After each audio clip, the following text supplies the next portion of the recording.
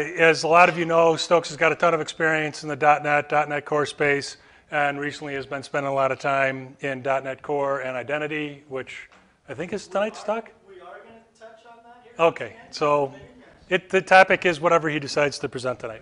I don't really know. He's also a very accomplished code monkey, though tonight he's playing both the role of presenter and code monkey, so it'll be interesting to see how that goes. And then, as everybody who knows Stokes knows, he's willing and able to offend anybody in the room. So don't be afraid to ask questions. Okay, good to go. Thank you, sir. Yeah, thank you. I'll take the mic. I think they want me to have that. Now, Kevin, the numbers are still on, but it's not orange. That means it's still on? Yeah. Okay. You get 2 seconds. I know. Well, and I just broke that. Okay. Just put this in my back pocket. Yeah. Oh, good. It's supposed to do that? Yeah, Kevin's like, no. Right. This is a little hard to clip today.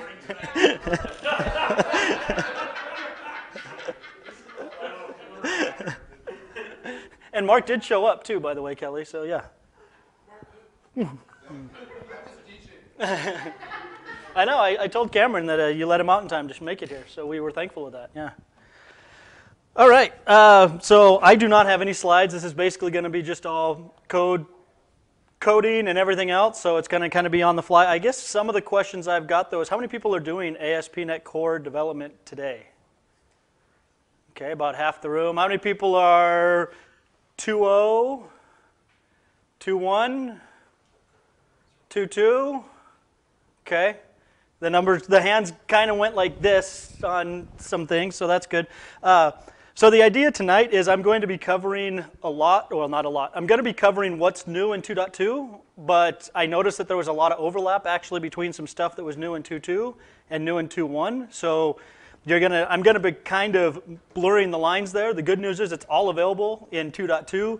Some of what I show, though, is only available in 2.2. It won't be available in 2.1, but there were some features that 2.1 had that kind of really helped light up some of the stuff that they did within 2.2. I guess kind of the biggest thing that I noticed with regards to the 2.2 release was it's purely web API, or not purely, it was mostly web API focused. They did make some other changes to other areas, but for the most part it was around web API. So how many people are kind of doing web API stuff? Okay, good. Because that's pretty much what our focus is going to be on tonight, is kind of what's new in the web API. We're going to talk a little bit about some of the changes they made in the hosting model. Here, I'll show you guys my cheat sheet of stuff we're going to be talking about. So kind of just some of the changes they made to hosting, some improvements they made to APIs, and then we will be talking about some of the health check capabilities, and then some security changes that are coming soon but aren't quite in 2.2 yet. It was kind of one of those where as you were reading the release notes of 2.2, it sat there and said, we're going to do this, and then it didn't make it in preview 1, and people said, is it going to make it? And it didn't make it in preview 2, and they said, is it going to make it? And it didn't make it in preview 3, and then they finally kind of removed it from the release notes after it didn't make it to preview 3. So, yeah, exactly, right. Are you going to have this feature? Maybe. Are you going to have this feature? Maybe. Are you going to have this feature? Nope. Yeah, so I am going to touch on that right there at the end, time permitting. I think we should have plenty of time, though, to kind of cover some of it. And yeah, let's just kind of get started. So what I've done, so that you guys, a lot of times for people who have seen me present, it's been a while since I've actually presented here, which is kind of nice to be back. For people who have seen me present, a lot of times I start from scratch. I'm not starting from scratch this time. I'm actually starting from I'm going to call it a 2.0, a Web API 2.0 model. So I already do have inside of my solution, I've got a domain project. I created a test folder just so I could make it look like I did unit tests, so Mark would be happy. But there's nothing, actually there is a test project in it too, but then there's just the empty unit test. So I am exactly, I've got a unit test, so I can check that off my bucket list there. I have a student, yeah. And Cameron's seen me code plenty of times. He knows better, yeah. So I've really got basically a simple project. I've got a simple domain project and an API. I figured people have gotten tired, and some of the students that we're teaching right now have gotten tired of seeing me write a blog. So I'm famous basically for writing a blog engine because I write more blog engines than blog posts. Or all through class this quarter up at Eastern, we've been doing a Secret Santa application. Most of the time, I guess when I do a user group talk, I seem to be writing user group stuff. So I think the last talk I did was up and running with ASP.NET Core from beginning to end, and we created a user group site. So I decided to pick a user group topic again. There's not much to it. Within my models, I pretty much just have my database context. I've got an event, which is kind of the big... the guts of everything, right? That's kind of where we're going to be focusing a lot of our stuff on today. And then since an event had to have a location and had to have a speaker, I created those classes in there. The classes aren't necessarily important. I just kind of wanted to give you an idea of what we're doing, right? I mean, I always try to pick some simple example, I guess, so that everyone's kind of got a context of, okay, I kind of know what an event is. So we don't really have to go in and describe what an event is. That's kind of why a lot of times when I do talks too, I'll use a blog engine, because everyone's familiar with at least what is a blog post, stuff like that. So, so we're not even really going to be doing much in the domain project. Really what we're looking at here is inside of our controller. So today, how many people pretty much, and now my font's going to be, yeah, is that readable, by the way? I tried to increase my font size. Still a little bit bigger. Oh, man. I'm going to get like 2 lines per... Yeah, exactly. Control-Shift-Plus. Can I do that? No.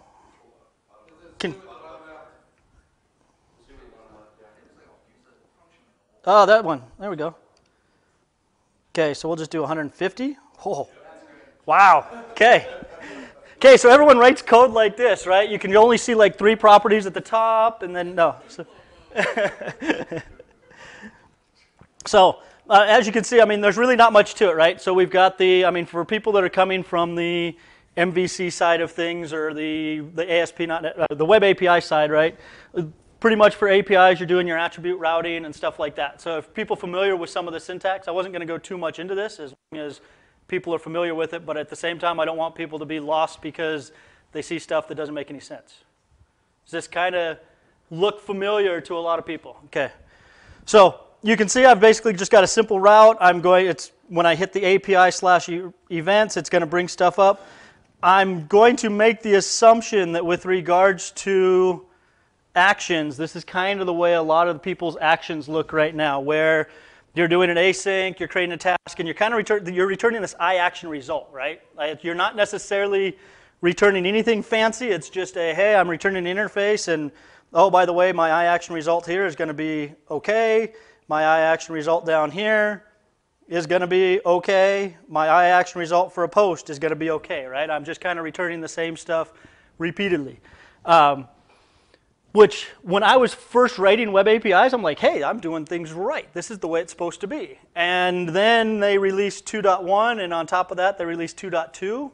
And I went, oh, I'm not writing good API code at all, because they kind of put in some analyzers. But before we dive into the analyzers, actually one of the first things I want to talk about, how many people are writing with regards to ASP.NET Core? How many people are doing it on a full framework?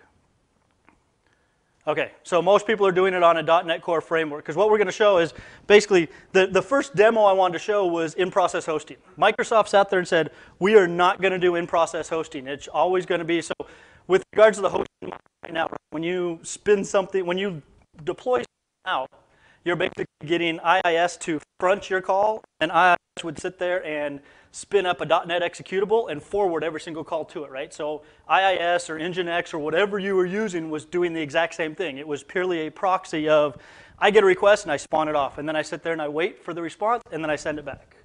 So it really wasn't doing anything, and they ended up seeing that, yes, while they sat there and said, hey, we want to have everyone with the same hosting model, they sat there and said, you know what, we can still make this faster in Windows if we do what we said we weren't going to do, which is we're going to write a new module that sits inside of IIS that allows you to actually do in-process hosting. So now it's going to run directly inside of IIS, and that's actually the default when you create a new .NET 2.2 project. So one of the first things that you can do, I'm using Visual Studio 2019. What was it? It was great. I think for people who were here, I started my presentation this morning, just kind of running through some of my code, and I got a little notification saying Visual Studio 2019 Update 4 is available. do you want to update? And I said, sure, because that's always the thing you do when you're getting ready to go and present, right?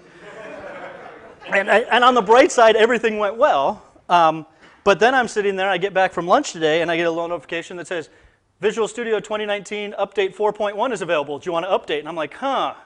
That means that within 6 hours, they've decided they need to update. I probably want to update there too. So good news is everything is still up and running. I just thought it was funny that I'm not used to seeing 2 updates come across within 6 hours of themselves. So that part was a little interesting. But where I'm going with this is I am running 2019, so there are going to be some things where I can just kind of do some Visual Studio features that might not be available in 2017. So I'm just going to bring up I can double click on my project file and it brings up my CS proj, which is nice, instead of right clicking and say edit, right? But one of the first things you'll notice here is I have gone in and explicitly changed this ASP.NET Core hosting model to be out of process. Like I told you, I'm trying to run this as if I'm a .NET Core 2.0. So when I first created this project, that said in process. And if I fire this guy up, just so you guys can see I'm not lying to you, we will run this. How many people are using, so when this launches, you're probably going to sit there and wonder, how many people use Swagger as well on top of your Open API stuff? Awesome. Okay, so I am using Swagger as well, so you're going to see that my screen is going to launch up actually to my Swagger URL. And the part I actually really care about, though, here is once that launches, I want to find IIS Express. Because this is the only way I know how to really find it well. Does anyone have like a faster way of? Okay, does anyone have a good way of doing it? Yeah. Thanks, Mark. Yeah. I did ask, I know. Okay, so let me close down my search. I did find my IIS Express. Because what I wanted to show here was, and I can do this because I did install Zoomit for class. So what you'll notice here, we were talking earlier, right, was inside of IIS Express, I am firing up this VS IIS EXE launcher, which kind of launches the con host, which finally gets my SQL Server or my user group site actually in there, right? That's the way things work today is I go and I hit IIS Express and it immediately goes, oops, I need to launch up another command window with my .NET commands. And you'll notice inside of here, kind of the big one, let me escape out of this so I can scroll up. The big thing to notice here, and I know you won't be able to see it in the back, but let me scroll, I'm going to scroll down first. You'll notice first off there are no Microsoft ASP.NET DLLs, right? I mean with all the CS, or with all the references that we've got, you'll notice none of them are starting with Microsoft. So you see nothing's actually loaded inside of IIS. And you'll also notice here that with a control plus, so you guys can see it. You'll notice here, and it's not necessarily easy to see, but you get the out of ... So you'll notice it actually is running this out of process DLL in order to spawn things up. If I actually come back and minimize this guy, and I make the simple change of saying in process, and rerun it. And what was funny was, so I'm a big fan of watching these NDC conferences and stuff like that. And so Damian Edwards and, David Fowler actually just went to NDC London and did a What's New in ASP.NET 2.2. I'm like, awesome, there's my talk. I'm just going to sit there and play the whole YouTube video for you guys. I decided not to do that, but I would say that would be worthwhile going and watching because he did cover some things that I'm not going to cover today. But it was funny because when he was doing this performance thing, because they were touting, hey, it's got like 4 times performance and everything else. When he was trying to recreate that, out of process was running just as fast as in process. So I decided to forego trying to demo that because I figured if he failed at doing that, there was no way I was going to succeed. So the talk actually, I'll bring it up right here. There it is. It is what you need to know about ASP.NET Core 2.2. So it's the NDC London 2019 conference. They've got 61 videos up there, all about .NET stuff. They're a lot of fun to watch. In fact, one piece that we will touch on here at the end, and he doesn't really touch on it, so I am going to brag a little bit. I'm going to talk more about securing web applications in ASP.NET Core 2.2 than he did, but that talk did. But he goes into more detail of kind of the infrastructure behind it. He doesn't necessarily go into, hey, here's the coding that's behind it. He goes into here's what kind of happens at a high level. And I'm going to talk high level, but I'm going to show you guys really what the changes are that they're making to their code. And the promise is they're supposed to do an out-of-band release of the security piece before 3.0 releases. But I also saw that they have earmarked their code to be 3.0 preview 3. So we'll see what happens with the 2.2 stuff. Yeah. So where I'm going now with this was we launched that back up.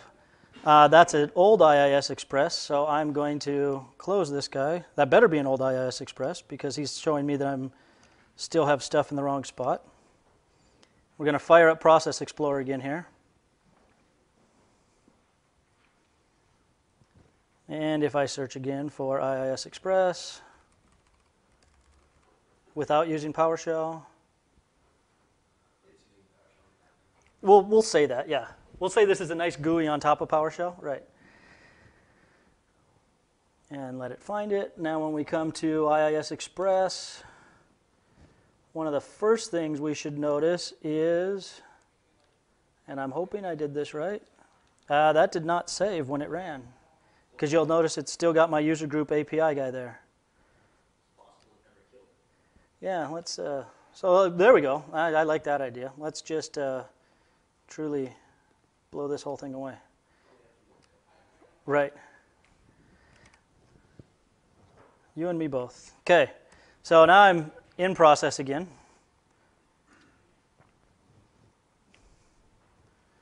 While that's launching, let's get this guy back up.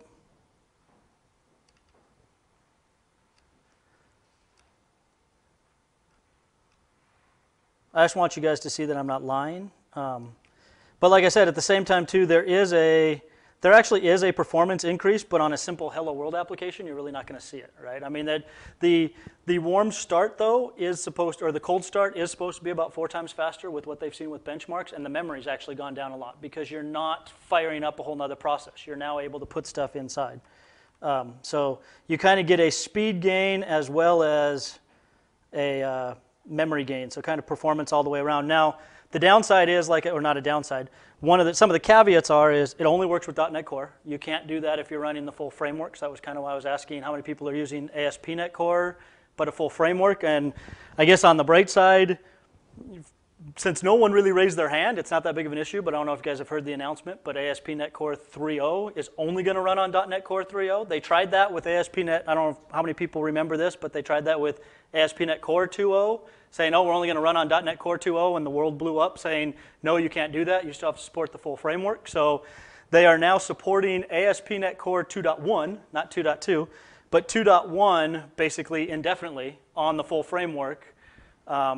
It still is only a long-term support for 3 years if you're running on .NET Core, but then, yes, the idea is if you're running .NET Core, you're going to be on .NET Core 3.0 with ASP.NET Core 3.0. So we'll see how well that works out for them. Because last time it kind of fell on their face, so. Oh, now I got way too many here. Okay, I've got a lot of tray projects. I waited too long to try to now figure out where I was running. There we go. See, and this looks better. And I'm saying that even though I haven't scrolled down yet. But you'll notice here, let me do a Control+. You'll notice there, yes, it is still spinning up a con host, right? But I don't have my other process that's got my web application in there. And now if I scroll up here, see if I talked long enough, I knew I could find the right process. If I scroll up here, you'll also notice that we now have instead of out of we've got an in process. So it's firing up in process. But the big part that you'll also see is as I scroll down in here, there's all of my ASP.NET Core process, or ASP.NET Core DLLs that are loaded up in there, right? So it is pulling everything in. Even though they said they weren't going to do it, they decided to make that change, and they've noticed a huge memory and performance gain. Well, 4 times. I'm going to call it huge because 4 times is pretty good.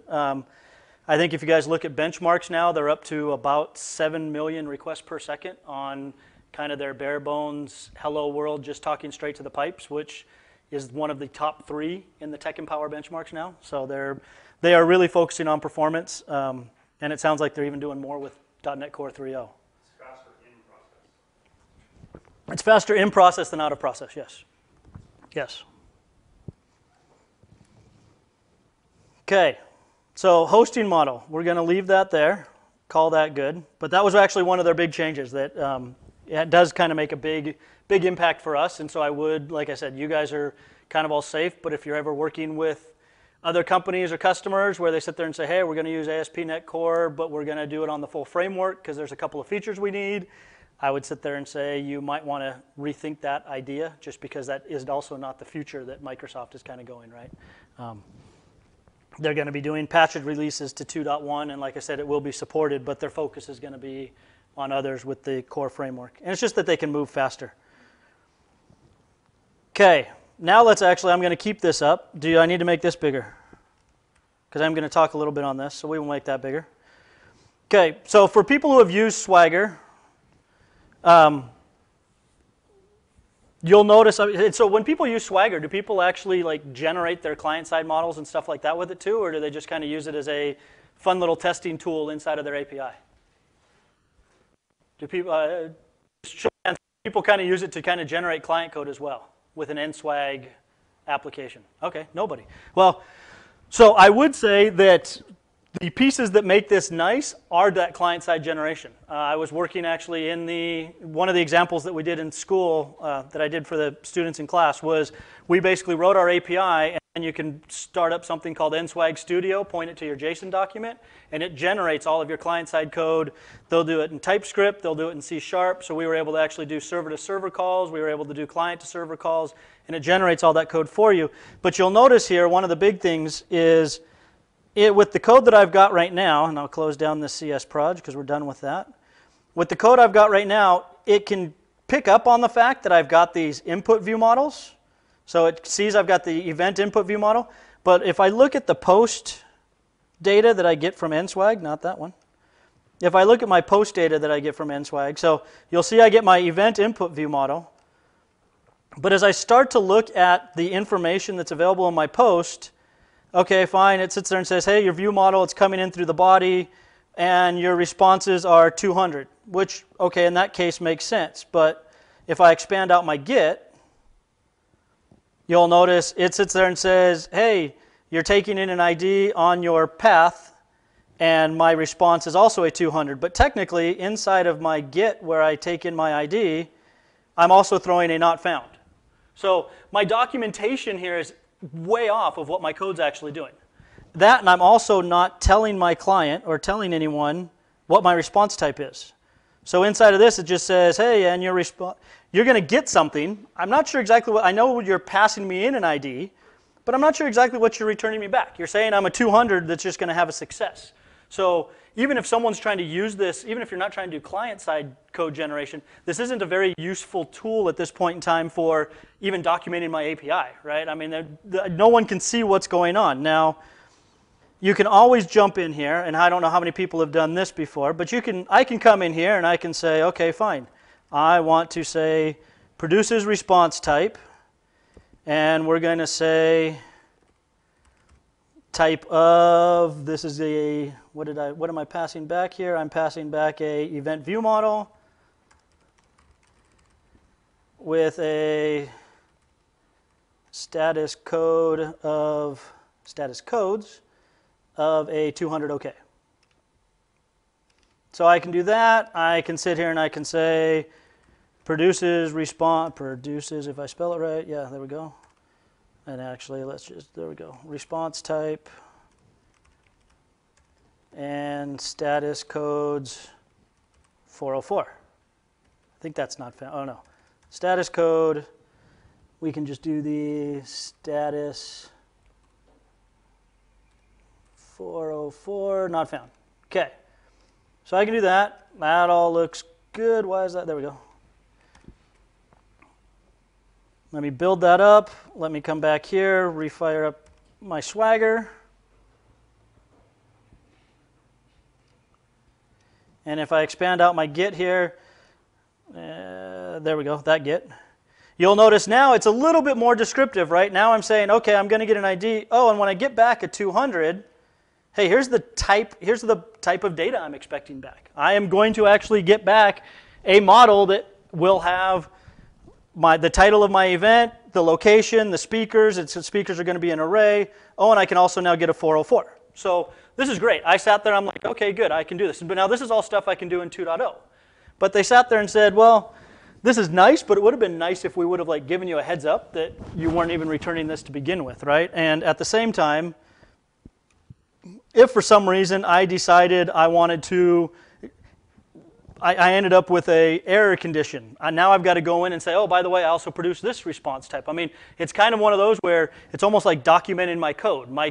This is not going to line up, and I'm never going to know it, but there's a chance that this can get out of whack with what I'm actually doing down in my code. And that's no bueno, right? You really don't want to do that. It's like writing comments that said, what was it? Actually, I saw a comment just the other day. It was really funny because it had absolutely nothing to do with what the code was actually doing. But you could tell people had gone in and modified the code and expanded the method, and by the time everything was said and done, the comment was completely irrelevant. And you don't want to have that happen. So what Microsoft actually did was inside of, now so this first section is actually going to be a 2.1 feature.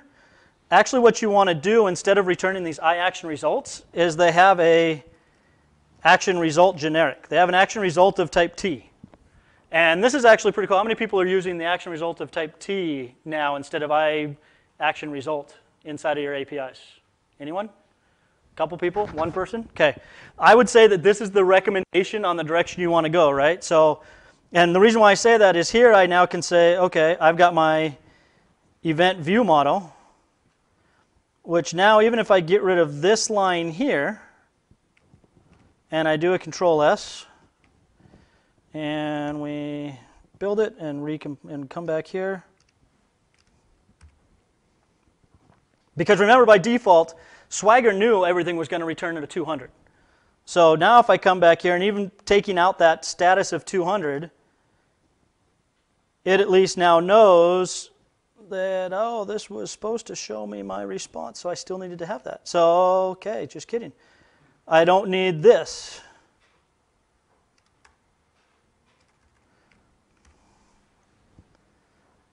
So now I don't need to say what type of element I'm responding. That was really the big piece.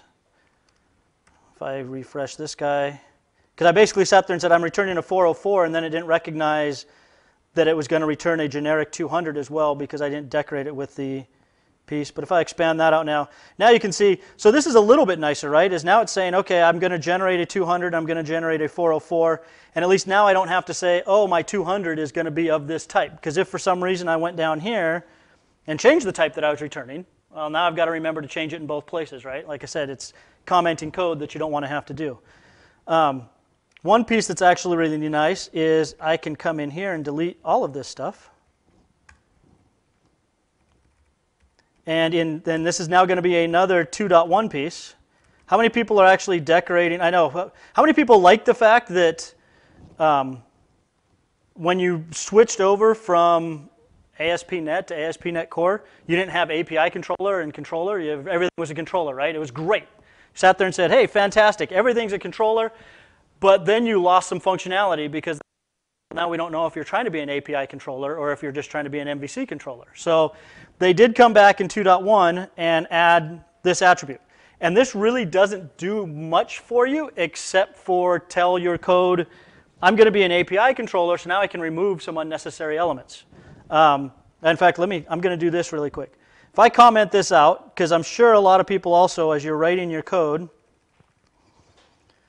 you would actually decorate your code with this from body, right? Where am I getting this input from on a post? How many people have from body and from query string and stuff like that all over their code, right? Because now you have to explicitly tell it where it's coming from.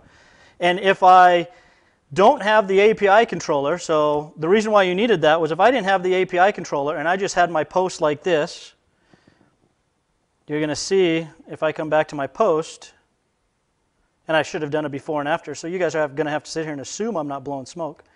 You're going to notice now that it's not taking it as an object, right? It's coming in and it's saying, oh, here, all this is coming in from your query string. And you're not giving me an object, you're giving me a whole bunch of stuff on your query string, which is not really the behavior I want on my post. So, and Microsoft kind of realized that, so they sat there and said, hey, you know what? Instead of making you guys have to decorate this like you didn't have to before, we're going to come in here, and like I said, this is now a 2.1 feature, so people that are using 2.1 will benefit from this even without some of the other things. If I just decorate this with API controller, they now sit there and say, let's do what makes sense from an API perspective, because now you're telling me that you're an API. So now when I come back to my post on my events, you're going to actually see it's back to saying, hey, your view model is actually coming from your body, and this is what I'm expecting. So no more from bodies and stuff like that. If you just decorate in 2.1, if you decorate it with an API controller, now Microsoft can sit there and say, oh, now I'm dealing with an API controller, not an MVC controller. I can actually just do some stuff for you out of the box. And I would recommend that you decorate all of your controllers that way anyway, because there's going to be certain things now that I'm going to show you that only light up when you've got it as an API controller. Any questions so far? Am I talking like really fast? I feel like I'm talking like at 100 miles an hour here. We're doing good. Okay. Is this interesting? I mean, are people sitting here going, I don't see anyone falling asleep yet, so I figure that's a good sign. Phil's still awake, so yeah.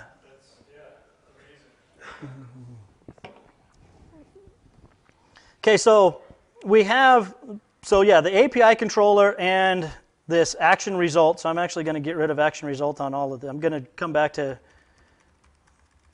I'm going to upgrade. I'm kind of doing an in-process upgrade here of .NET or version 2.0 to 2.1. Everything I'm doing right now is available in 2.1. So let's come in here and let's at least just replace our iAction results with stuff. This guy I'm going to say is an action result of type event view model as well. I'm not going to come in and decorate all of these with the attributes because we kind of saw how that worked here, and I'm figured, okay, if we decided to sit there and decorate all these with those attributes, all you guys are going to see is repetition. So you get the status code 200 for free, but any other status code you have to decorate? Correct, in 2.1. Okay. Yes. So and once you, and I guess that's a good point too. Once you decorate, then it's sitting there and saying, oh, since you decorated, these are the only status codes you're going to respond with. So you get 200 by default, but if you put the 404, then you have to put the 200 in there. exactly, Okay. exactly. Yep. Oops, I don't want that. I want a Control-Shift-B. We don't want to just do a Shift-B. Obviously, you know the answer to this question. You think so? What? Strong intent language. Why can't they figure out Why can't they figure out everything that you're returning? They know the return statements, right? They know the return statements, yes, and so you're actually jumping ahead in the presentation, which is okay. No, because that's actually what they're starting to do now is we're going to look at, so we 2.1ified everything, right? And they didn't have the ability at that point in time to do it, but now they actually have added some analyzers that are going to do a runtime check, but at least they'll do a time check for it. And then you can turn on warnings as errors and everything else. And it's kind of nice because, and I'll get into it as well, but I realized that as much as I thought I knew how to write an API, I didn't know how to write an API. I didn't know what the proper return things were. It's like, okay, I do a not found, I do a, I can do a not found, I can do a bad input type of thing, and I can do an okay. Like, yeah, that's all I care about, right? I'm not worried. I came from the MVC side of the world where you worry about gets and posts, and that's it. I never looked at, oh, okay, there's certain actions that will take different response types. And so as we get into the analyzers, you're going to sit there and say, oh, really, a post returns a created. You don't want to sit there and return an okay, right? And a put returns a no content because technically they sent you all the same data that you were expecting to get back anyway, so I'm not going to return you anything. And it's little things like that where you'll notice, I mean, everything I have here, post, put, they're all just returning okays. Let's get rid, so I'm not even going to have anything there. Let's at least make this look like I care about a put, event, input, view model, just so that we actually get stuff that lights up for us. We'll do that. And then my delete takes an ID, so we got an okay there. So we're just, like I said, so I kind of just mocked up this stuff because it's not so much how well my API is actually put out. It's more of a, okay, what are some of the issues that we run into with this? So we now have everything 2.1ified. But like I said, that's really not good enough. Let's sit down, and inside of 2.2, they give us this ability to have some analyzers. So let's go out and manage our NuGet packages and browse, and you will notice that I've installed this NuGet package many times because it now shows up inside of IntelliSense. Or inside of my dropdown. So they've introduced in 2.2 this MVC. So they've introduced an MVC.analyzers, and they've introduced an MVC.API.analyzers. Make sure if you're writing a web API, you do the API analyzers. I spent, what was it, Cameron, about 5 minutes in class trying to figure out why none of my demos were working, even though they worked the night before when I was at home, because I was pulling in MVC.analyzers. That little .API in the middle there makes a big difference on what lights up and what doesn't. So let's bring that down. Yes, I accept. And I'm going to come back here before everything lights up, and I'm going to comment out this. So like I said, this is one of the reasons why you want to actually have this is I've now pulled down my analyzer, but I'm not getting any analytics. I'm getting a, hey, you're using a preview version of .NET Core, one build succeeded. In order to get that analyzer to light up, the secret sauce is to have it decorated with API controller. So now if I scroll down, kind of now getting to Steve's point, is you're going to notice, look, I get a, well, so let me do this, because I shouldn't, I'm trying to not sit here and hide anything. If I comment out API controller, you'll notice I don't have any warnings down here in my Git, right? I've got no green squigglies or anything like that. If I come up here and light that guy back up, and scroll back down to my Git, you'll now notice I have a green squiggly that sits here and says, hey, your action method is returning an undeclared status code of 404. And I can sit here and go, fantastic. Control plus, add produce result type attributes. And if I scroll down now to that, look, it gives me my attributes that I needed. I've got my 200, I've got my 404. So it went through and analyzed, hey, what are my return types? And it then decorates it at the top, which is great. Except I don't want to have to do that on each and every one, right? I don't want to have to come down here, and if I guess I don't have them on anywhere else. But if for some reason I sat there and said, hey, if model, how many people have done this all the time too? If model state dot is, we'll do an not, right? We'll say return bad request model state, right? I mean, how many people have kind of done that fun thing over their code, right? That's always a fun boilerplate that you have to write.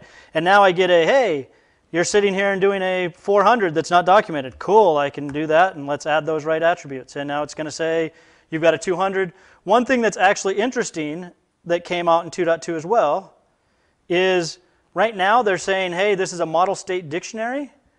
But they've also sat here, and I'm going to go to my cheater notes because I think I made a comment on where it was. Yes. How many people have heard of this RFC 7807 problem details spec? I hadn't, so I was just curious. How many? So RFC 7807, right? I mean, that's at the top of everyone's knowledge when you're writing a web API of what this is. There's actually a generic way of now being able to sit there and spit back out error messages. So instead of having to write how many people have written an error view model that I can always return back so that I can sit there and say, yes, wrap everything in this error view model and then send this back. Well, now this is a standard, and Microsoft in 2.2 has implemented that standard. So anytime that I pass this back, I'm not really doing anything fancy. In fact, really sitting here and passing back model state is not the right thing to do. And in 2.2, doing this is not the right thing to do. By decorating it with an API controller attribute, they take care of any of the pieces up front and say, hey, if this shouldn't even be getting here. So if I were to come in and say event input view model, just so you guys can see that I'm not trying to sit here and make up anything. If I come in here and say required, which everyone knows that's going to invalidate my view state or my view model if I don't have that in there. It's going to invalidate my model state, right? So I'm not going to, we'll put a breakpoint here, in fact. I'm not even going to, let me kill these. And we will debug. And when I run in this, you'll notice I don't even hit this. But I'm going to get back instead of me having to now return model state or return some custom object that I've got, you will get a default response type that comes back. So if I come into my event, and I should have data in my database, let me double check that so that I don't blow up on something else. I connect to my database. Invalid name events, because I got to connect to the right database. Minor details, yeah. There we go. So I do have a location and a speaker because I need to have that. Those are required for my event. It's a huge database. I know. Did you see all those tables? I mean, this is about as good as it gets. Yeah, I mean, there we go. Event speaker, location, logs, and speakers. I mean, that's about as complex of an application as I write. Yeah. Sorry, Mark. I let out the trade secret there. Mark's not even paying attention anymore. Yeah.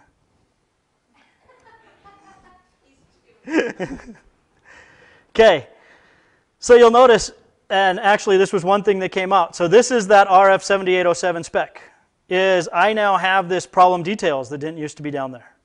That you'll see is for people who can't see that, and I can't scroll down much any farther. Let's try to put it a little higher. So by default now I get this problem details. I didn't decorate anything. This is not a class that I wrote or anything like that. This just lights up now because I have sat here and am returning an action result. And so they sit there and say, hey, action result can be an error message. And so by default, you just get this out of the box. And one thing that's really cool here is if I now scroll up, and I'm not sure how many people have, well, here, let me scroll back down. I know I'm scrolling all over the place. It's fun stuff. How many people have paid attention even to the Swagger documentation on this with regards to, you'll notice I've made title required, so I get this nice little asterisk here, right? I mean, the more you can document, the more helpful it is. And one thing I thought that was really neat was if I generate a client with that, when I generated a C# client, it actually decorated on my C# client side the input view model where title was required. So now my client is also going to have that same required attribute on there, which, as everyone knows, when you're messing around with MVC or something like that, that's going to invalidate your view state right there. So they did a really good job of, if the more you can decorate your API and let these tools do some generation, the better you are off, right? Let's not duplicate code. So I just thought that was really interesting that it calls all that stuff out. But that's a side note. That's not a 2.2 thing. That's just a Swagger thing, right? I will admit, I didn't use much of Swagger until Kevin and I were kind of doing some of the. I know Phil's like duck because I don't want to be on camera. Yeah. No, when Kevin and I were doing the class up at Eastern, and he started to really talk about the Swagger side of things, I'm like, okay, this is neat, but what can it do? I mean, this is a pretty UI, but ideally no one's ever going to come and hit this except for me. This is a great way for a developer tool, but now knowing that you can actually get client-side generation, and I'm not duplicating stuff in between my elements. I mean, when I generate my client, it's going to be whatever my Swagger documentation says. So I sat there and said, well, it makes sense to build this thing up, right? So here, let's do a try it out. And I'm going to blank out title. And I should still be running just a quick demo that should not work. And I want a location ID of 1. And so ideally, I'm still in debug, right? Yes, I'm still debugging. I've got my breakpoint there. You'll notice here when I say execute, I never even hit my breakpoint. And I got a response back that said, this is that generic message, right? It already came in here and said, oh, you've got an error on the title field. The title field is required. One or more validations occurred, 400. I don't have to do this. Is my model state valid anymore? If my model state is not valid, it's going to automatically throw this back in my problem details. I get to take away, 8 lines of code in every single method now that I write, right? I mean, this is some nice stuff that they sat there and said, hey, we're seeing this code repeated all over the place. How can we make your lives a little bit better? So this is one way that they've done that, and this is a standard way now that they're always going to have this. So that part was nice, but again, I still want to, I've got stuff all over the place. Let's just bring up the window. But now I still now know, even with the conversation I had with you guys, I still know, because of some of the tooling that I've seen, okay is not a proper response here, right? But how did I know that? Well, let me stop debugging first. So with 2.2 and that analyzer that we installed, it doesn't only light up if I've got pieces that it can't find. So I'm actually going to come in here and blow this away. And I should now get my green squiggly saying, hey, you're returning a not found I can't find. There we go. So I got my green squiggly there. But I don't want to decorate that everywhere. So one thing that's nice is I'm going to come into my startup here. And I'm going to add an assembly-wide attribute. That is assembly, colon, and what is this? This is API convention type of default API conventions. So Microsoft has written this wonderful default API conventions. And now if I come back and I build, and I look at my events controller, I will not have a green squiggly here because it's going to sit there and say, okay, I recognize that you've got a 404 and an OK. That's good. That's on a get. But what's interesting when I was doing this was I now noticed when I had an OK down here, it sat here and said, and can I do it? No, that does work. Okay. Oh, we are creating an OK result that produces a status code of OK. Action method returns undeclared status code of 200. I'm like, wait, why? A post is not supposed to return a 200? What's a post supposed to return? So this was like a huge red flag to me is, okay, obviously I'm not creating my APIs correctly. Well, let me go back and see what it's supposed to return. So I came back in here and said, well, you guys told me that you're using default conventions. What are your default conventions? So I decided to F12 into the default conventions. And yes, this is on this resolution. It's going to be a little weird. But you'll notice all this is a static class. And so if you don't want to use these conventions, create your own. If you have a different way of naming your methods or anything like that, you are more than welcome to create your own conventions and add that in there instead. But one thing that was neat was I will come down here and on a, what was the name of my method? Was it post? So on a post, well see, and that's what's fun is, and that's kind of what's neat, right, is right now this is actually saying, and that's why I wanted to pay attention, was it sitting there and saying, hey, if it's a post, but by the way, if it's any method that starts with post, so if I have a post event or something like that, because what this is doing is this is not just coming in and saying, hey, look for a method called post. It's saying, okay, what's my pattern that I'm going to match? I'm going to match any method that has a prefix of post, and I'm going to automatically decorate it with the produces default response type, produces a 201. Oh, I didn't know I was supposed to do a 201, and a 400. So that's why I'm getting this error saying, okay, you're telling me that on a post, this is what I'm going to have. You're returning an OK. That's not defined inside of my produces response type. Do you want me to add that? No, I wanted to go back and actually fix it. Now, one thing that's nice is I wouldn't have necessarily had to call mine post. You'll notice here their create method is also doing the exact same thing as post, because I kind of sat there and said, okay, what are common method names for posting something in there? So they're not looking at, and I guess this is one thing that did kind of confuse me, they're not looking at my action here. They're looking at my method name here for their conventions.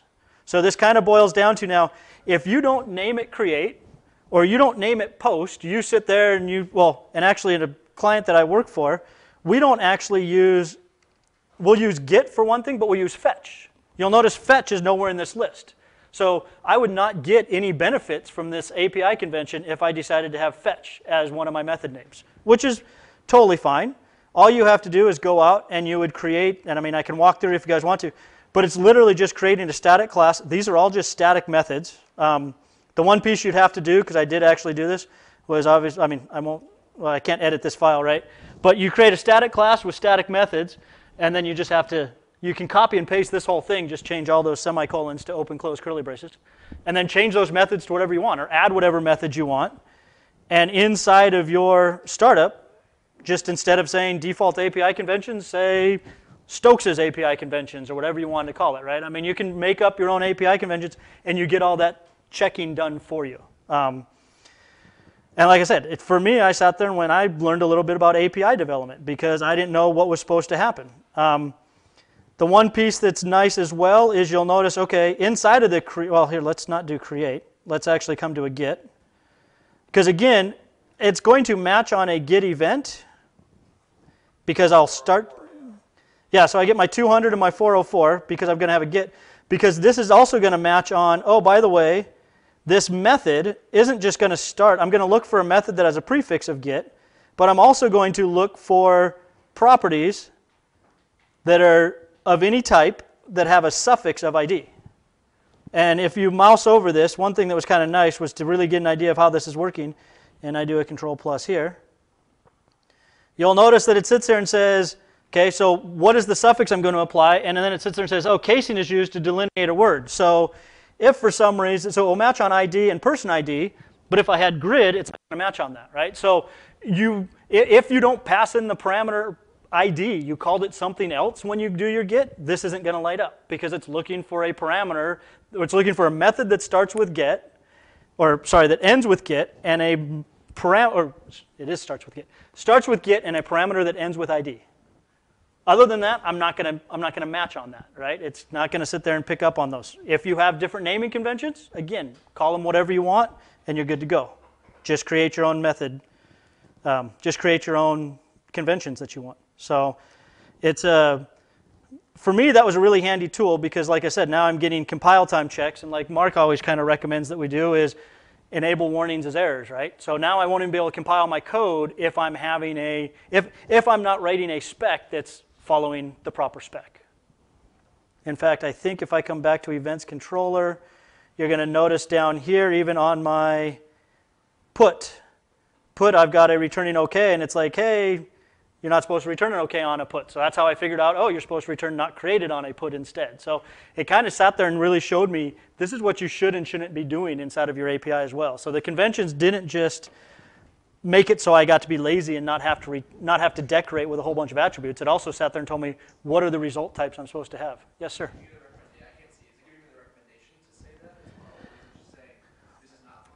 It's just saying that this is not, yeah, so all it's saying is action method returns undeclared status code of 200. So it's not saying what it should be returning. It's just saying because we recognize that this matches your conventions that you're using, you are using an undocumented return type. So that's then where I had to kind of dive in and look at.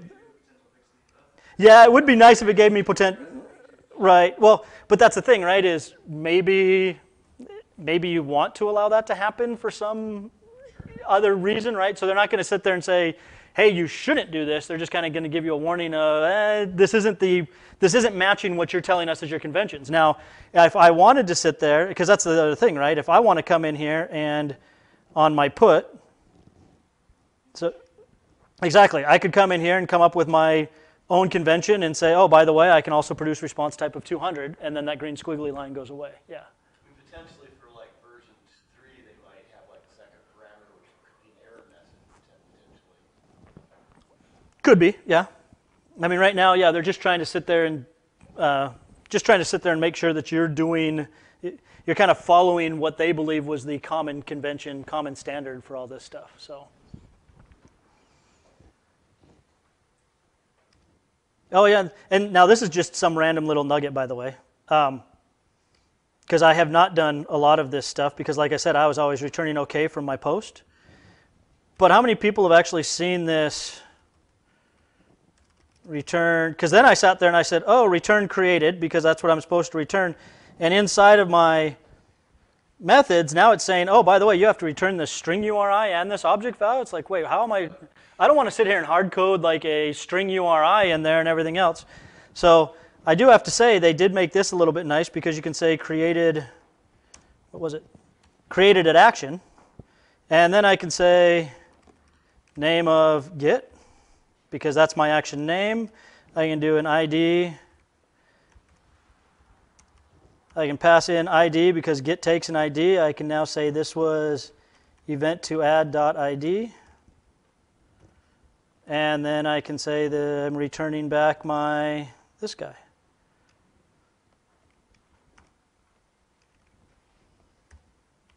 Boom.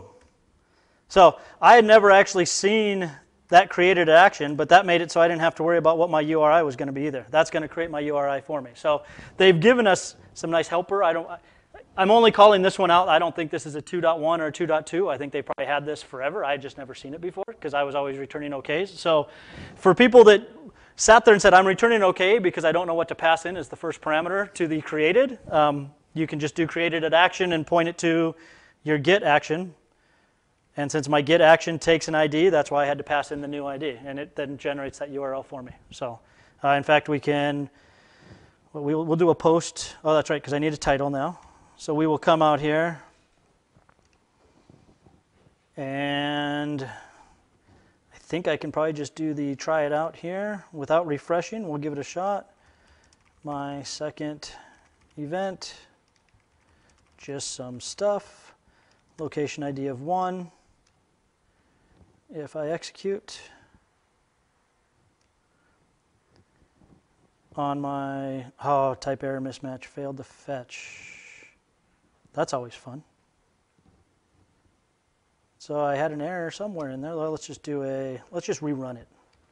When all else fails, just Control F5 and restart from scratch, right?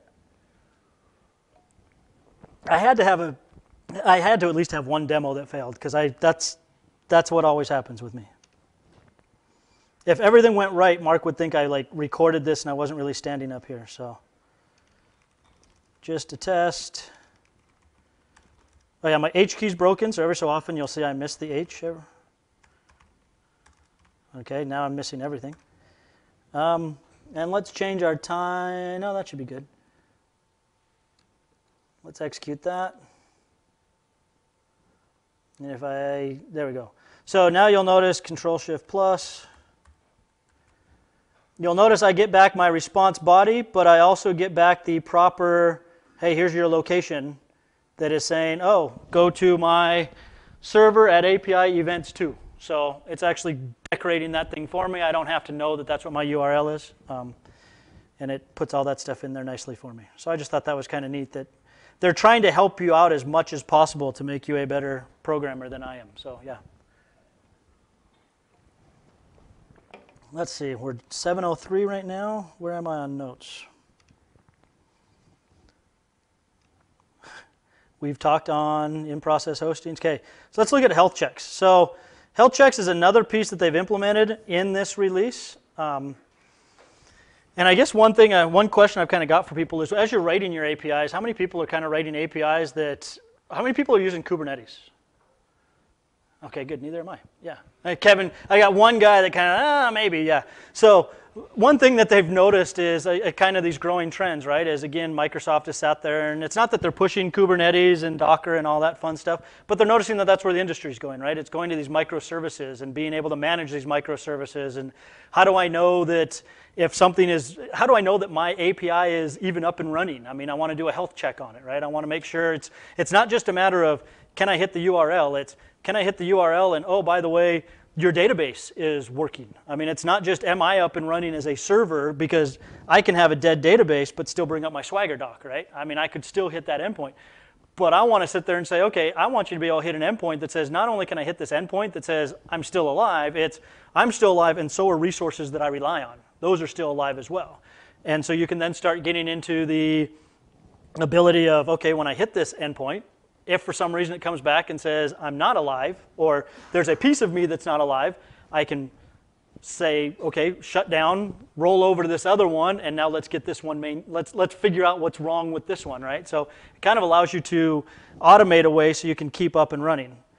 And so what they've done is they have added the ability with health checks, and they've also partnered, and I'm going to butcher it, so I'm going to go to my notes, because when all else fails, they partnered with Beatpulse. So since a lot of people haven't sat here and done, oops, that's not what I wanted, Control Z.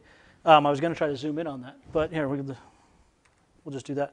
How many people have actually, well, how many people have looked at health checks in general, I guess, and heard of this company called, or not company, but heard of this product called Beatpulse? So Beatpulse has actually written quite a few, and in fact, I will jump out here and show you guys, because everything's out on GitHub, because you know everything that's good is out on GitHub, including no internet. Well, that was because I was testing to see if I was streaming to the right location or not. And I closed it down.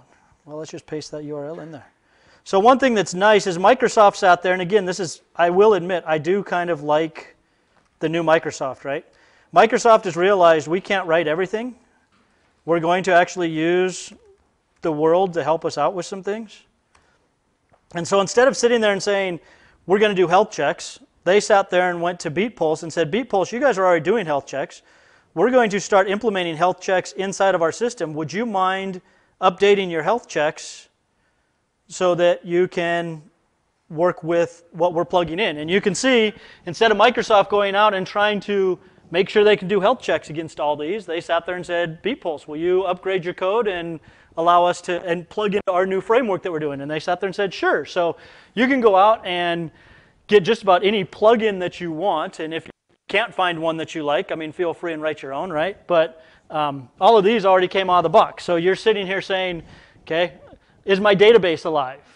Can I get to my MQ series pieces? Do I even have enough disk space? I mean, you can sit there and say, hey, I can put a check in there that says if my disk space is less than 200 gig, I want to say I'm in a degraded state. And I want to notify someone that I'm in a degraded state and stuff like that. So you can do all types of different checks. I'm going to not necessarily be going into a whole lot of these, but there are a couple that I am going to copy and paste in interest of time, and we will talk about what they're doing.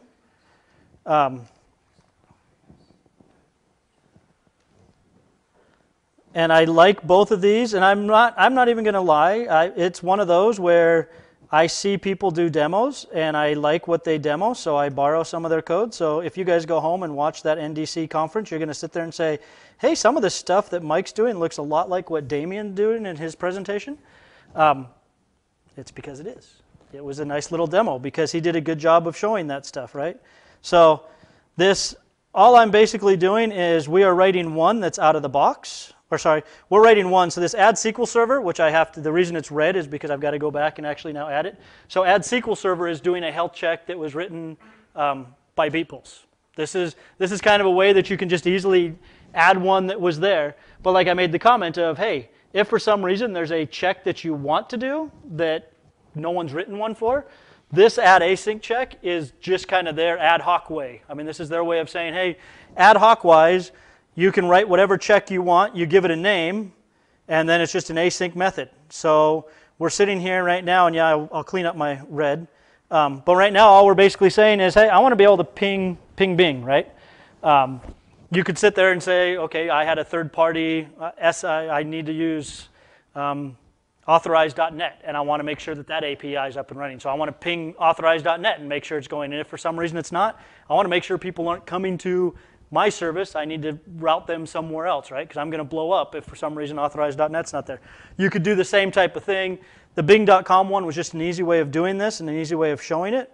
But you'll notice that the important part here really is there's 3 stages that you can there's 3 types of statuses that you can report back. So inside of this, what it's doing is it's just going to sit there and say, hey, I'm going to send a ping to Bing.com, and I'm going to time out after 5,000 seconds, or after 5 seconds, not 5,000 seconds, after 5 seconds. If I come back with a IP status of success, which means if I come back in less than 5 seconds, then I want to sit there and say, hey, was my round trip time less than 200 milliseconds? If it was, I'm in a healthy state. If it wasn't, I'm not necessarily in an unhealthy state, I'm just in a degraded state. So you can kind of set up these checks, right? I can sit there and say, going back to kind of the disk space analogy, I could sit there and say, hey, if I only have 500 gig of, which is my whole hard drive, but if I only have 500 gig of free disk space, I want to say I'm in a degraded. If I get to a 200, I want to say I'm unhealthy, right? I mean, you can sit there and kind of have these, so you can start doing warnings that way too. But those are the only 3 statuses that you can actually get back. So those are, when you're looking at this, and some of these don't even return 3 statuses, like the SQL Server one returns healthy or unhealthy. It doesn't really return a degraded. I was trying to figure out how could I set something up so that I could say, hey, if it takes me longer than 500 milliseconds to actually run this query, I want to say, okay, something's going slow in my database, so I wanted to just say I'm degraded. I didn't want to say I was dead. I just wanted to say I was degraded. They didn't have anything there, so you'd kind of have to roll your own if you wanted to have that type of granularity. But let's actually go and add this package. So I need the SQL Server package, which on the bright side, is instead of remembering what it was, I can just do this.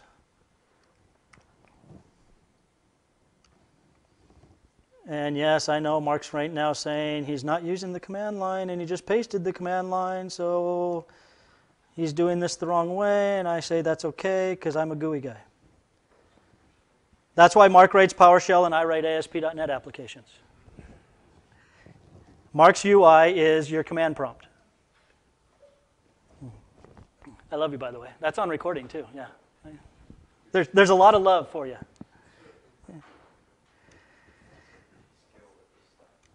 Yeah.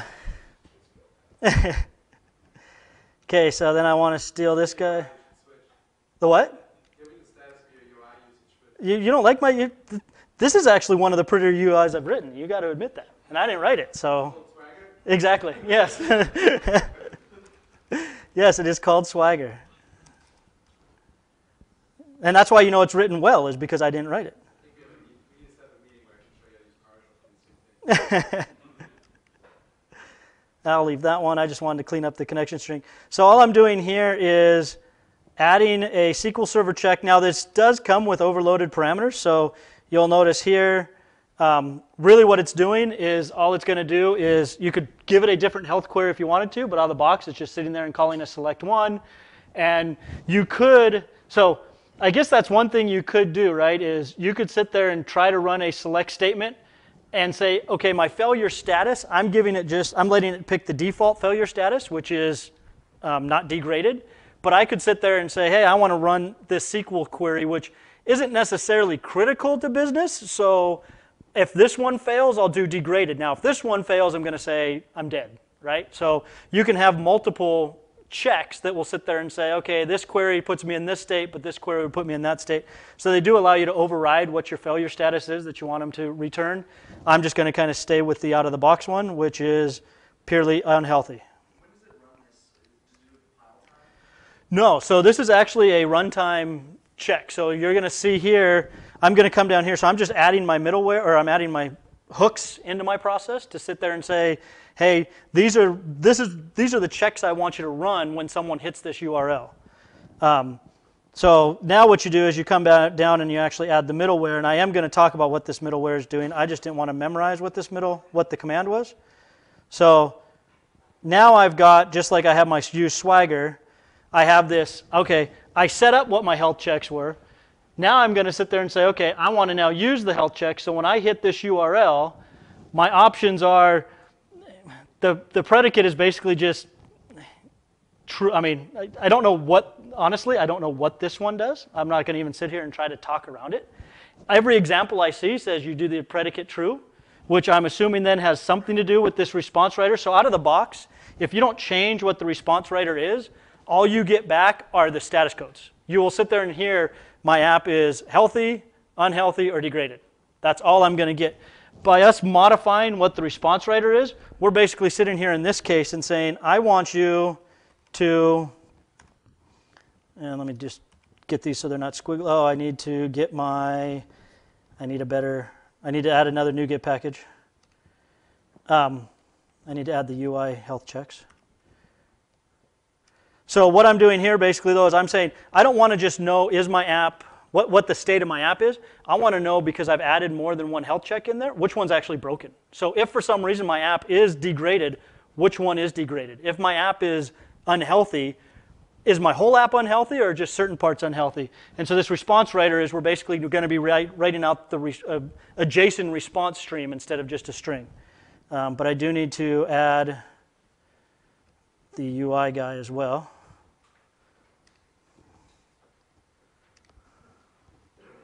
So while that's going, so see, Kelly, this is why I needed internet, by the way.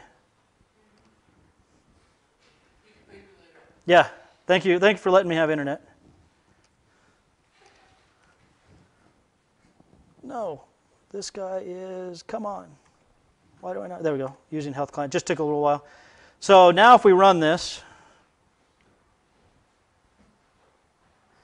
and I'm going to health checks API.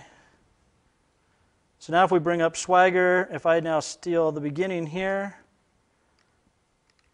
and I say health checks API, you'll notice here, Control-Shift+. You'll notice here, so if we wouldn't have written out the JSON document, all I would have got back was the healthy sentence. But now I can sit here and say, oh, what is it? Oh, my SQL server was healthy and my ping bing was healthy, right? But if we decided to come back in here and Have it ping pong. right, have it ping pong. No, we will have it. We're basically going to sit here and say, hey, you know what? I want you to be unhealthy if you come back in less than 10. Or I want you to be degraded if you don't come back. If you come back between 10 milliseconds and 5 seconds, I'm going to consider you degraded.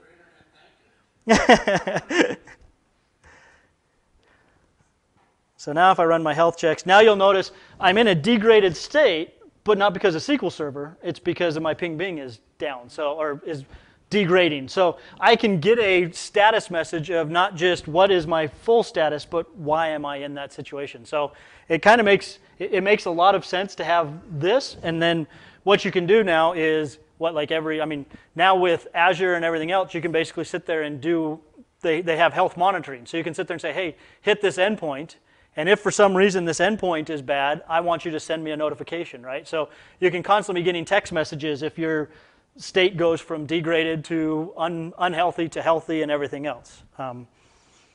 So it is around, it's trying to do the Kubernetes piece to make sure that, okay, fine, for some reason, this API, I might have 10 of these APIs, right? And this one goes into a degraded state, fine. Take this guy out of the pool and go to this next one. Hit the next one in my list, because I don't want you to hit any degraded servers. But you can also do it even if you're not using a Kubernetes to just be hey, send me a text message if all of a sudden I get into an unhealthy state. So before I get a customer calling saying your system's down, I can actually get that text message and hopefully be proactive about it. Any questions on health checks? Okay. 7:17, so it's a good thing that this next demo was pretty much all just walkthrough. So now we're going to get into security. And I will sit there and say the security piece was the one part that I was the most excited about. In fact, anyone who looked at the email that Aaron sent out on Meetup, I actually wrote a blog post around what we're going to talk about. And of course, it didn't make it into the 2.2 cut, right? They sat there and said, oh, we're not going to do it. We're going to do out of band. Now, the only way you can get this to run at this moment in time in 2.2 is a very intuitive way, which is download the source code. Because what stinks is at one point in time, they actually did have the ability, so I'm going to open that project up while I'm talking. They actually did have the ability to get it off of their MyGet feed. But now their MyGet feed is only building for 3.0 stuff. So if you want to run this in 2.2 without having to run 3.0 code, the way that you go to, what you do is you end up going to github.com/ASP.NET/ I believe it's ASP.NET MVC or ASP.NET Core, one of the two. And you just download. I don't know how many people have jumped out here. I usually keep it open, but I don't have it open this time. I don't know how many people kind of monitor this project or monitor what's out there on the source code stuff. A couple of people. So one thing that's interesting now is they've made it so everything is in like larger chunks. So instead of having like an ASP.NET Core identity, for a long time, each of the NuGet packages was almost a new GitHub project out there. And now they've sat there and said, no, let's just put it into all one, let's put ASP.NET Core into one giant thing. And so then you sit here, and this part was always fun for me, was, okay, you guys told me that I was going to have an opportunity to look at some security stuff. I'm going to figure out, you guys are going to fix security around APIs. Okay, so am I supposed to go to identity or am I supposed to go to security? Because both of these actually deal with security. Ironically enough, you go to identity. So for anyone who really wants to get this up and running, what I did was I did have to clone the ASP.NET Core repository. And then I actually added, they've got this new element here. API authorization.identity server. This is, so how many people are doing, how many people have written MVC apps and you sit there and say, okay, I'm going to do a new MVC app, I'm going to change my auth to be actually like forms-based auth, right? I want auth. So you get to pick that, right? That's kind of nice. Let me do this really quick, because this is actually a very interesting approach here that Microsoft took, because I got excited when I saw that. And for the longest time, you couldn't do that in an API project.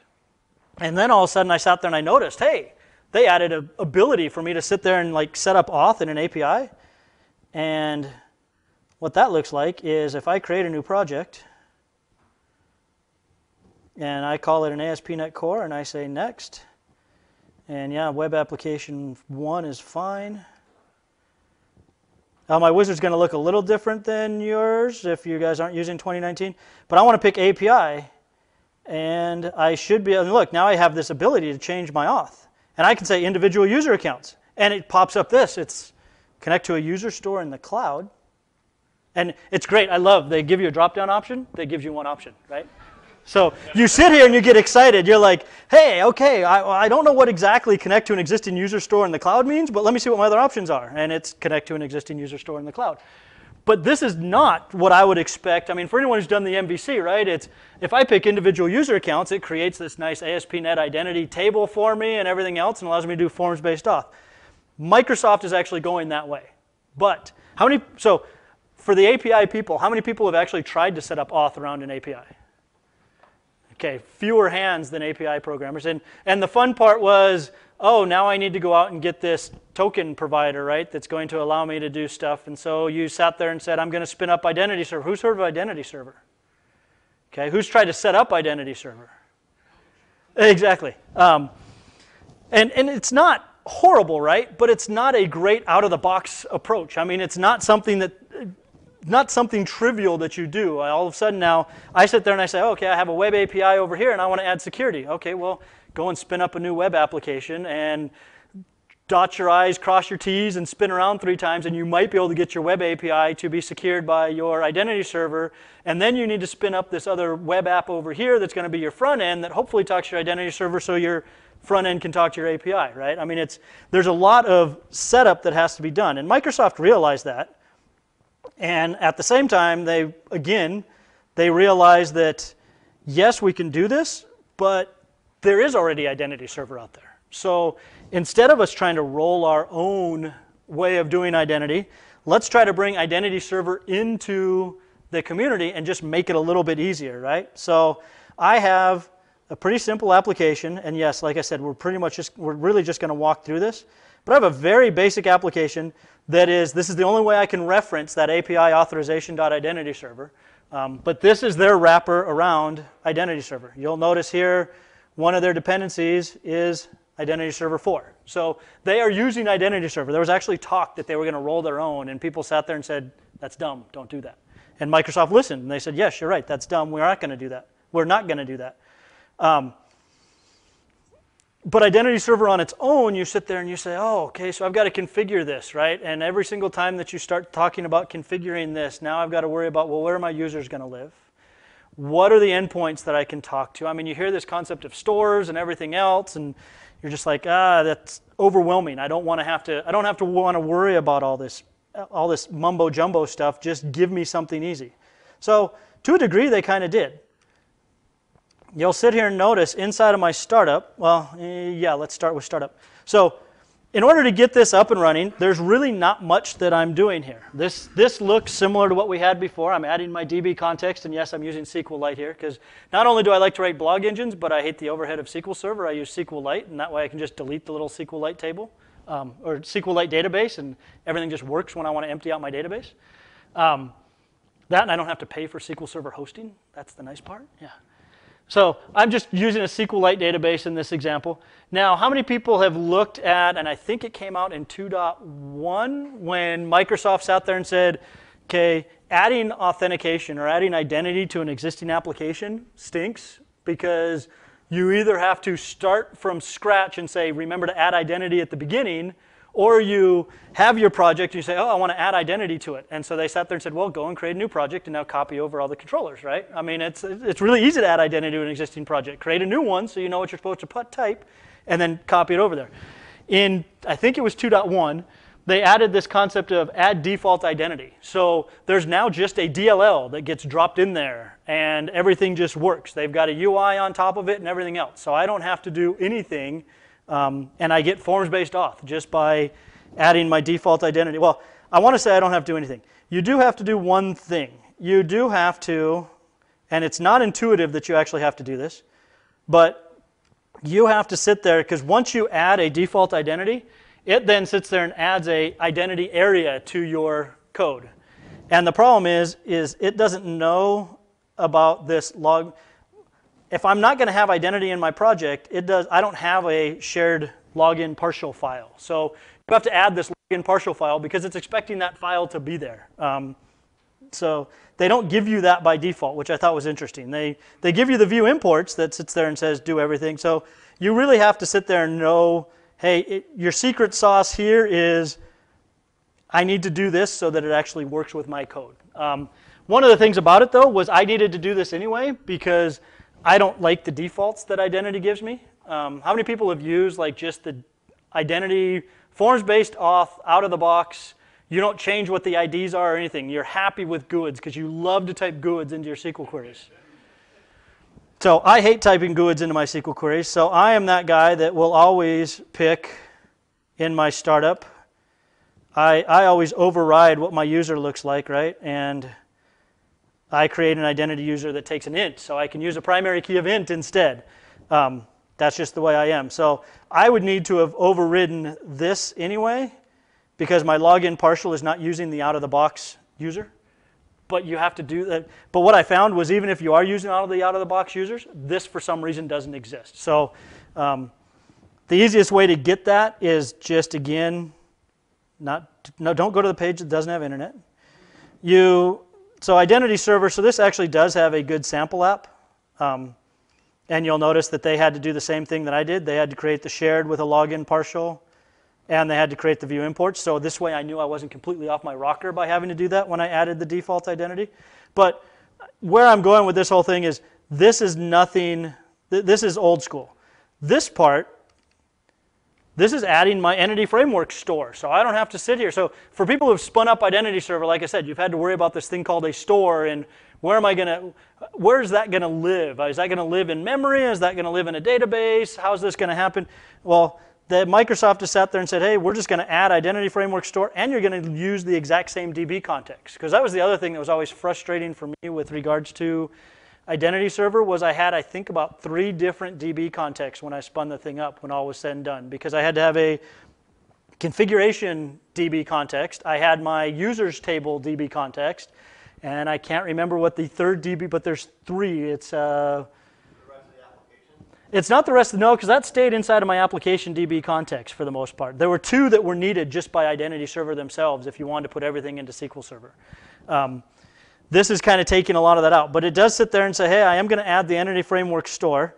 And now this add identity server, for anyone who's done that, that's out of the box. But this add API authorization, this is new. This is a part of the Microsoft extension as well. So again, this is just setting up all of my DI, but you'll notice really all I'm doing is I'm adding maybe 3 lines of code instead of spinning up a whole third-party server in order to get this to work.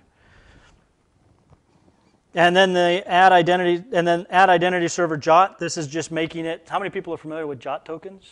Yeah, when we start getting a little more hands on that one, instead of, you're lucky that you only had to know that side instead of the security side, right? But so all we're doing then is saying add authentication, which again, standard ASP.NET Core stuff.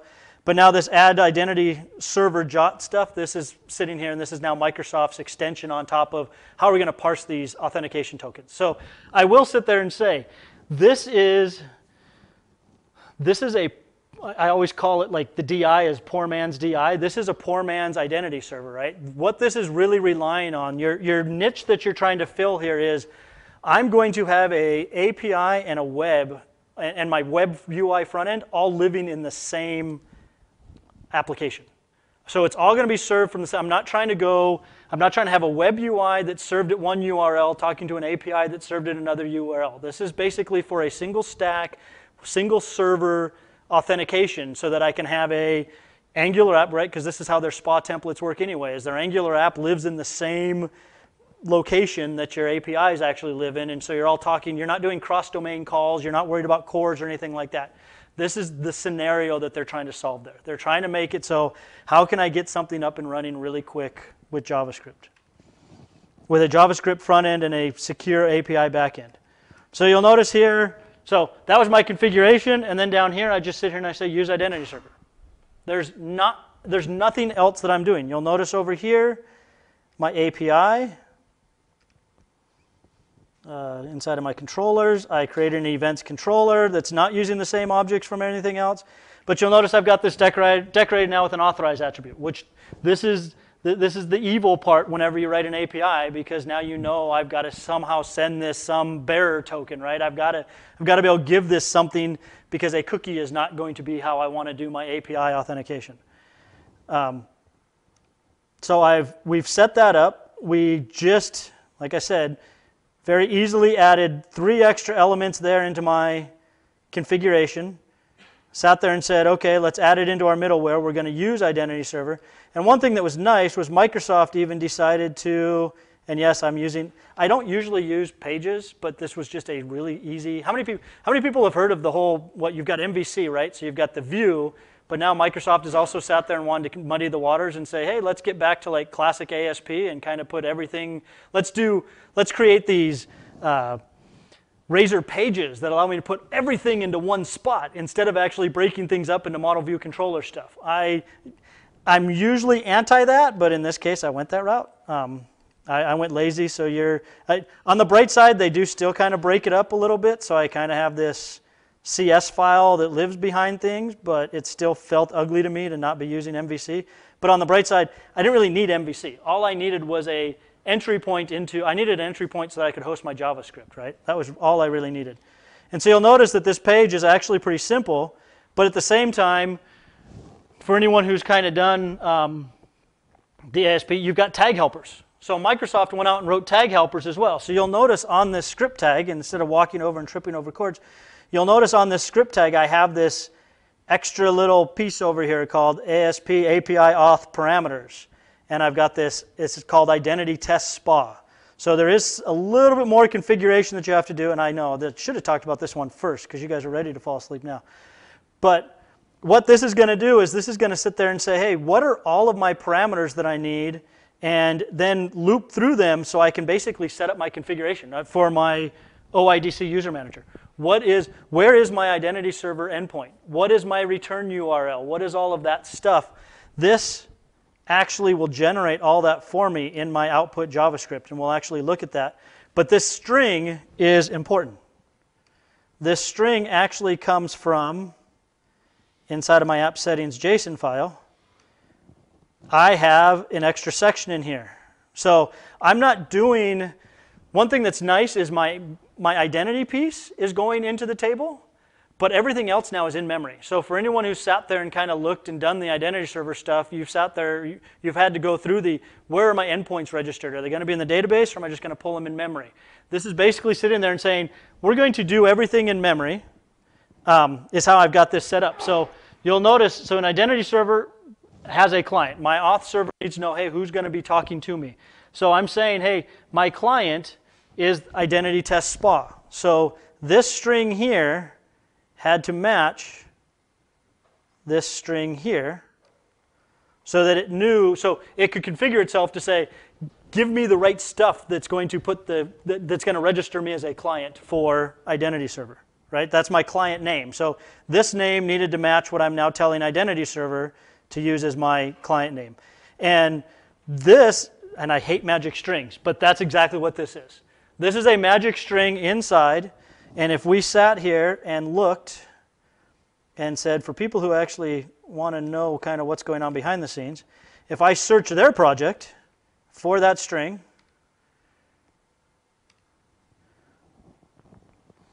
you're going to sit here and see, this is where I set up this is what's setting up my profiles for me, is I've got 3 magic strings. I've got a identity server SPA magic string, which is what we're using. They've actually got stuff so that you can work with a native app, and they've got stuff so you can work with a SPA. But if you look and say, get local SPA, here's where all the configuration is coming. Is I'm now sitting there and saying, what's the name? What's my client name? I'm configuring my client. What's my client name? What's the redirect URI, logout URL? We're setting up cores here to say, hey, we're allowing all origins, and it's pulling in data from a configuration. So I don't have to, I don't have to do anything at this point in time to just set my stuff up. It's going to magically go in and create everything that I need based off of redirect URIs and logout URIs, and it's going to just do standard. Because we picked the standard auth, or we picked the out-of-the-box auth, it knows my redirect URI. If I'm not using any, if I'm not specifying something, just pick the SPA relative URI, which is account/login, account/login. it's going to sit there and take me to my localhost area piece. Let's actually run this because I feel like I'm talking now and just losing the process here. And this is my UI, right? So this Mark knows what my UIs look like. Here's a very pretty UI, and I'm now going to log in. And now this is the nice, yeah, it's beautiful, isn't it? Yeah.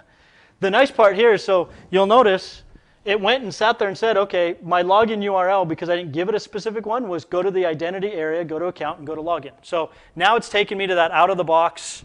This all came, I don't have any code that's generating this, and this is actually not magic Microsoft ASP.NET Core identity, ASP.NET API authorization stuff. This is what I got by add default identity. Was it basically gave me forms-based auth and all the UI without me having to do anything. And I think I've already created an account.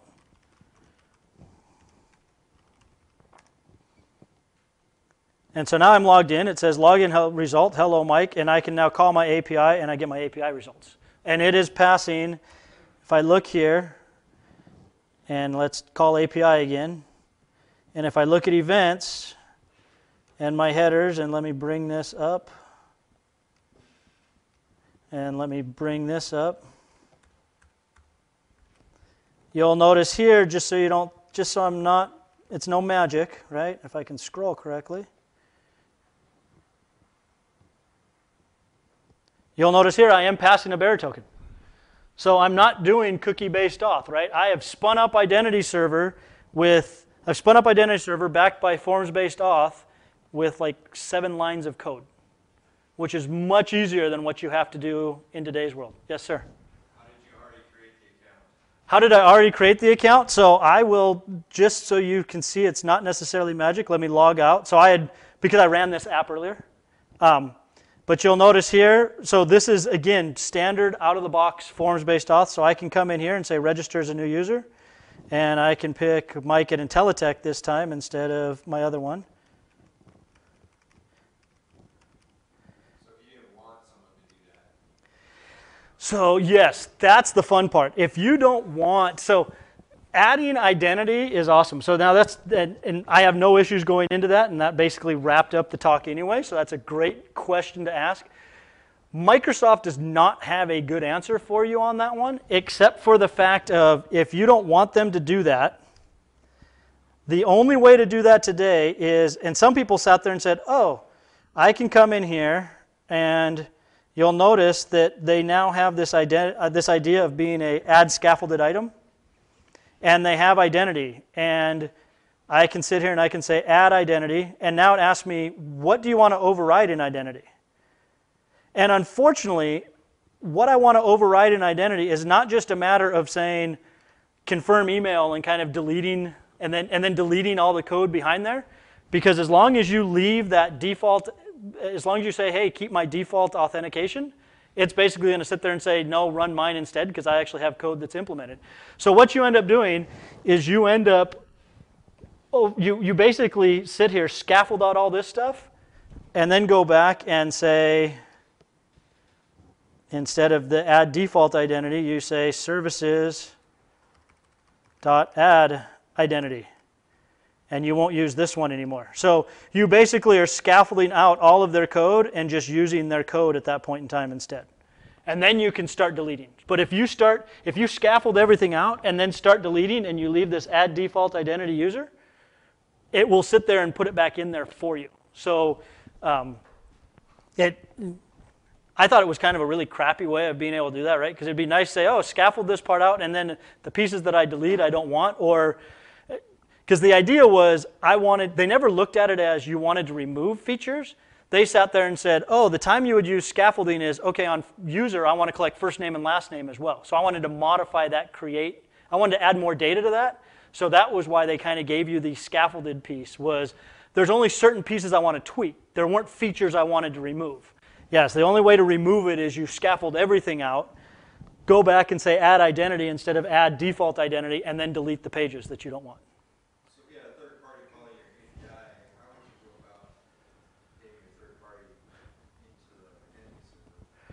So if in a situation like that, you're now kind of getting into a bigger, you'd probably end up spinning up a true identity server instead of using this. This is kind of more of just a quick and dirty way that made it easy for people to be able to, it's like adding forms-based auth, right? It was kind of a way for me to get my application to communicate with my API, not so much a public way of doing that. Now, that being said, from what I've been able to dig into on this, the reason why I'm making this statement is because I haven't tried to do this yet since it's still pre-release. But the features that you've got in there are a lot of, how do I want to say this? There's a lot of features that are in there that make it seem like you'd be able to do that just by sitting there and saying, now, this is the one piece, right? This is the downside to it. It's using in-memory instead of a database. But there's nothing that sits there and says, I can't come in here and, oh, not there. There's nothing that's telling me I can't come in here, and if I remember correctly, because clients is an array, I believe I can do this. And I can just add another client that is my test spa. In fact, here, let's try this. And we'll pick this same profile. I'm seeing a lot of green, which I don't like. Unexpected character sequence in member, is that, oh, you're right, I want to do that, don't I?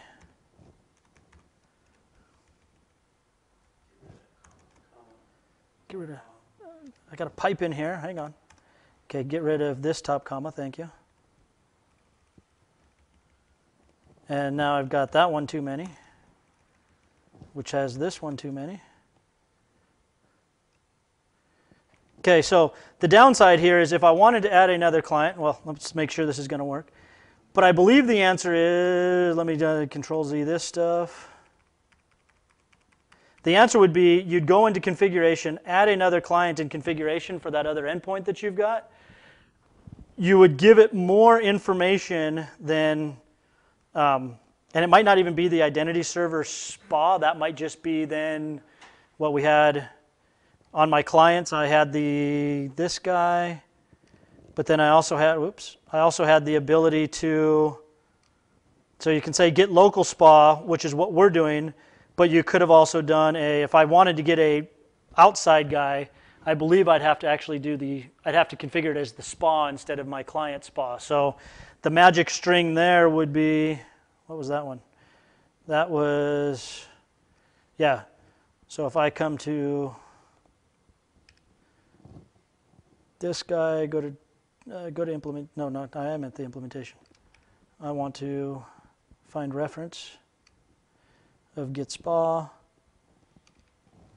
So if I called it, if I basically instead of doing the identity server spa, if I was a third party guy or an outside source, I believe what I would need to do, and again I haven't really done this, I believe I'd have to make this just spa, so it would go down that other configuration, and then inside of here, and unfortunately you don't get IntelliSense, but inside of here you actually get,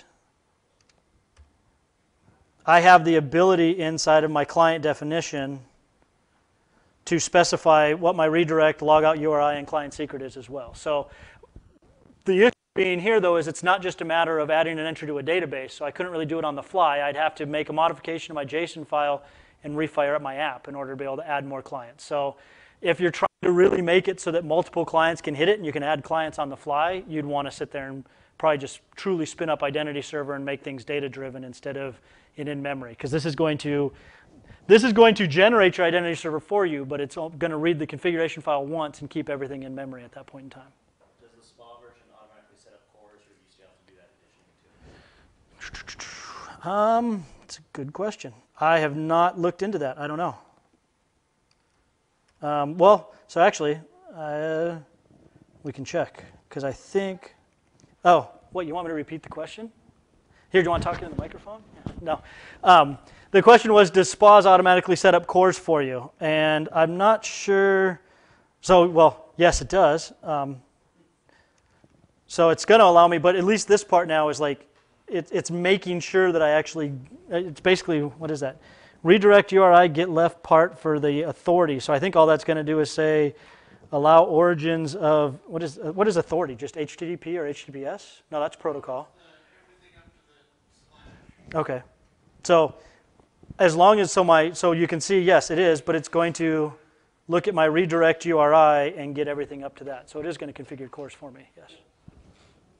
So if you wanted to set up your own standalone identity server, you could still use this to get up and running with an identity server. If you wanted to spin up your own identity server, could you use this? I believe, I want to say yes, but I haven't tested that application. You just use SPA Instead of the local SPA, right.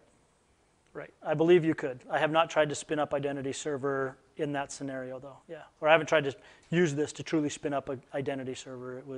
I was looking at how can I do it without having to worry about spinning up identity server, right?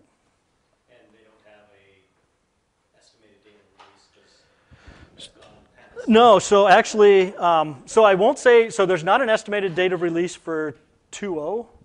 But 3.0 it is for 2.2, but 3.0 it will be there. When 3.0 goes out, last talk I heard, when 3.0 comes out, it will be there. And they are hoping to get a release out, an out-of-band release out to 2.2 before the 3.0 release goes. When's the 3.0 release? Sometime this year. That's all I've heard. 2019. I haven't even heard like summer, winter, fall. Yeah. It's going to be sometime this year, and like I said, looking at their source code, they just branched for release 3, or preview 3, so they're spinning pretty quickly. Yeah, honestly, I'd expect it out probably summertime, but I'm not sure. Any questions about what we went over? I know that last piece, sorry, the security piece was the part I was most excited about, and I waited till the end because it truly hasn't gone out yet, so I wanted to give you guys practical stuff and then kind of just like tease you with what's coming soon. But to me, this is huge because the easier you can make it to set up security and make it so I can't screw it up is monumental, right? Doing security is tough, and doing security right sucks. And if they're going to give me tools that make it so I can potentially not mess it up, that's awesome. And it looks like that's what they're really trying to do here. Yeah. I will say if you do decide to play with this, sorry, there's one more piece I want to talk about. So we had the app settings JSON file that I guess we never did prove if that was going to work. Guess we could do this. But the other piece that I do want to point out as well at the same time here is you'll notice as well that I never expanded it out, but there's the app setting development. Anyone who's kind of messed around with identity server with regards to signing and everything else, how do I know what signing cert I'm using and stuff like that? This is another magic string that they're using that sits there and says, am I in development mode? And if I am, I'm going to just create a local signing cert for development. You can pick, what was it? If we had, I think when I went to and looked in here for development, you can actually configure other types of keys, not that one. We'll come back here, Control F. You can configure things so that you can pick different key stores as well. So it is set up to be more than just development, and it is set up to be more than just, so here's my key sources development, but you'll notice I have a key sources development, I have a key sources file, I have a key sources store, and it's all just pulling back more information. This key section is more than just type. So I can have what my server store is, what my username and password is, stuff like that, right? So I'd obviously never put that in my JSON file, but there's more to it here. So you've got to get your signing certs. This is what's kind of controlling that, but I don't have to, I'm not putting any middleware. For people who have done again, I keep harping on it, but for people who have spun up identity server, you've probably had to sit there and say, add developer cert or add developer signing cert or something like that, if I remember correctly. So they've taken away a lot of that configuration for you so that you don't have to do it. Let's try this though. Now I'm really intrigued. So if I come back to my app settings JSON and I pick my test SPA instead for my index file.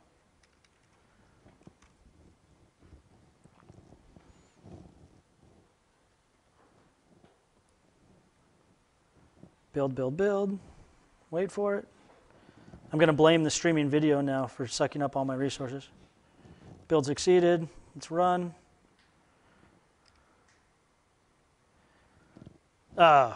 Type is not supported. So Apparently you can't do, maybe we can't do more than, well, see, but it does say get clients. So I'm wondering if I just have a typo somewhere. Yeah.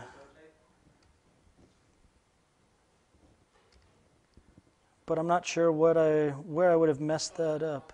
Oh.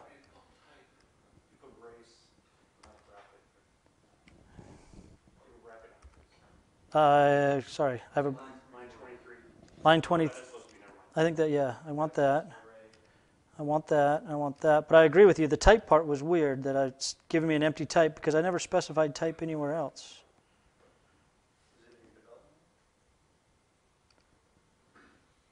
Key type development. Oh, no, so that's, oh, wait, no, because that was, I did save this, right, to say identity server SPA. Let's try this really quick. Yeah, so I'm not sure what's causing that. I haven't tried to run this scenario. I guess one piece I did want to point out, though, really quick. I'm going to delete this. Control F5. Oh, now I'm getting it all over the place. Okay. Oh, did I? I don't know. I changed a whole bunch of stuff. Did I change my startup? No, I've still got my add default identity. So yeah, I'm not sure what broke, but apparently it wasn't that app config that either broke either. I guess what I wanted to show was you'll notice here inside of, so one thing that was nice that it actually, oh, I bet you this is now what's breaking for me. My test spa. Let's come back here because I did make that change. Identity test spa. Whoops, index. Exactly, right, yeah. Git undo. It is taking long. Okay, so that's nice. I guess one piece I did want to call out was here inside of elements, you'll notice, and let me do a Control-Shift+ on this guy. But that tag helper that we added in there, you'll sit there and you'll see this is where it's getting all the data. So what it's doing is it's ripping through the configuration data. Remember, we sat there and added a tag helper that said basically just my client ID was identity test spa. And what it did then was it generated my data authority, my redirect URI, my logout redirect URI, my response type. So anyone who sat there and has done identity server stuff, right? It's automatically asking for ID token and token. It's then also asking for the open ID and the profile and anything that might have been with my local web API. So it did all that. It added all that just by, and this was the, again, this is why it's kind of set up for this. This piece, when it ran, spit out all that other stuff. So are you telling me to die? Mark's killing me, so I guess it's time to go. Mark's doing this. If he had a hook, it would be around my neck right now. Yeah.